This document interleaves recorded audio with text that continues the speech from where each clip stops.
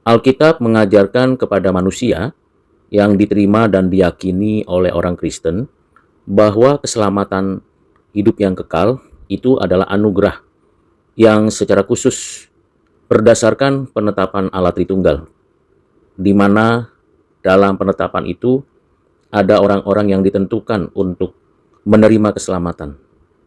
Mereka yang diciptakan dari tidak ada menjadi ada, menurut gambar rupa Allah, dan menerima keselamatan karena penetapannya, bukan karena usaha baik atau jasa baik. Ada yang lahir dan dibesarkan dalam kekristenan, dan setelah disadarkan oleh Roh Kudus, mengakui dan menerima keselamatan di dalam Kristus oleh Roh Kudus. Namun ada juga orang-orang yang dilahirkan dan dibesarkan dalam kepercayaan dan keyakinan yang bukan berakar dari kekristenan. Bisa jadi mereka orang-orang yang berasal dari agama lain, kepercayaan lain, atau tidak mengakui keadaan dirinya sebagai orang berdosa. Namun, karena ada anugerah Tuhan yang secara khusus pada orang tersebut, dan orang tersebut telah ditentukan dari Tuhan untuk menerima keselamatan, maka orang itu akan mendapatkan penebusan, keselamatan, hidup kekal dari Allah melalui dan di dalam Kristus. Penerapan keselamatan tersebut dilakukan oleh Roh Kudus pada diri orang-orang tersebut. Jadi ini menjadi misteri kehidupan karena tidak semua orang bisa mengerti dan memahami tentang keselamatan itu. Ada yang berupaya untuk mencari tahu dari Alkitab, tetapi ada juga yang berargumen menolak dari pengertian pengalaman keagamaan lainnya. Tentunya perspektif setiap orang berakar dari pengetahuan, pengalaman, pengertian yang sudah diterimanya atau diajarkan kepadanya. Tetapi seluruhnya itu tidak memberikan kepastian dan kebenaran untuk menunjukkan keselamatan itu adalah anugerah. Di dalam Alkitab ada tahapan seseorang menerima keselamatan secara historis, mulai dari panggilan secara khusus yang efektif, kemudian kelahiran kembali oleh Roh Kudus, dan orang yang mengalami kelahiran kembali tersebut mengakui keberdosaannya, menyesali kejahatannya, dan bertobat, penyesalan, dan keinginan untuk tidak lagi berbuat jahat. Semua berdasarkan pada keyakinan iman yang diberikan oleh Allah sebagai instrumen untuk meyakini bahwa Allah di dalam dan melalui Kristus mengampuni dosanya, menguduskan dan menyucikannya. Ini adalah momen yang spesial dan tidak terulang lagi. Pada saat seseorang dengan mulut mengaku dan dalam hati percaya bahwa Yesus Kristus adalah Tuhan dan Juru Selamatnya secara pribadi, bahkan mengakui bahwa keberdosaan dan kejahatannya di hadapan Tuhan telah dipakukan, dihapus di atas kayu salib, maka pada momen itu kelahiran kembali terjadi dan pembenaran dari Allah kepada orang berdosa itu juga terjadi. Ini yang disebut momen justifikasi. Roh Kudus menerapkan kebenaran Allah, kebenaran Kristus kepada orang pilihan, sehingga karya penebusan Kristus tersebut diimputasikan, diterapkan pada diri orang tersebut, dan keberdosaan orang tersebut diimputasikan pada Kristus di atas kayu salib, sehingga orang tersebut telah diganti penghukumannya kepada Kristus dan Kristus mati baginya. Inilah pembenaran yang memberikan kehidupan yang baru bagi orang yang ditentukan dari semula yang selamat.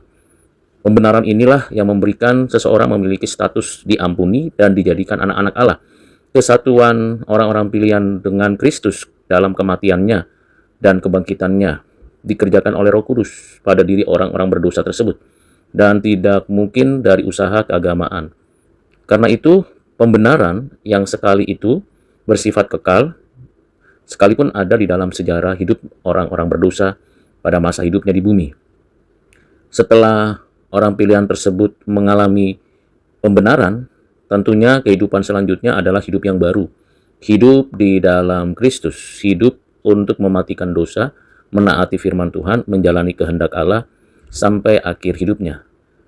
Inilah mula pertama proses pengudusan, baik pikiran, hati, perbuatan, tindakan, perkataan, semua mengalami proses pengudusan. Pengudusan senantiasa terjadi pada diri seseorang. Dari hal yang kecil sampai hal yang besar, dari kebiasaan yang tidak baik menjadi kebiasaan yang baik dan benar. Pengudusan, tentunya orang-orang pilihan tersebut sudah terlebih dahulu mengalami pembenaran. Karena itu pembenaran selalu mendahului pengudusan. Ini sama seperti orang yang beriman mendahului pertobatan. Ketika orang yang bertobat itu mengakui dan menerima keselamatan, maka itu karena ada iman yang dikaruniakan secara khusus. Demikian juga, seseorang bisa dimampukan untuk menjadi saksi kebenaran hidup dalam kekudusan, kesucian dalam segala hal, karena terlebih dahulu dibenarkan oleh Allah di dalam dan melalui Kristus yang dikerjakan Roh Kudus. Progressive sanctification terjadi seumur hidup, dan tentu perlawanan akan berlangsung seumur hidup, baik peperangan batin, peperangan perspektif, maupun juga menghadapi kuasa gelap dan orang-orang dunia.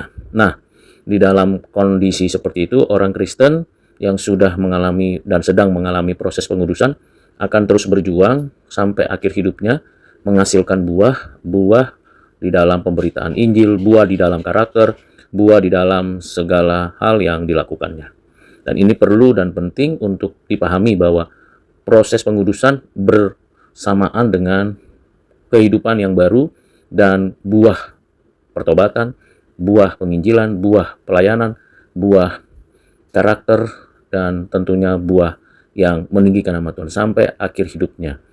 Nah, di dalam proses tersebutlah kita tahu Allah yang setia di dalam Kristus oleh Roh Kudus setia juga menopang, memelihara, menjaga orang-orang pilihan tersebut supaya tidak terjebak pada sistem dunia, tidak berakhir pada kondisi yang mengenaskan, tetapi setia sampai akhir.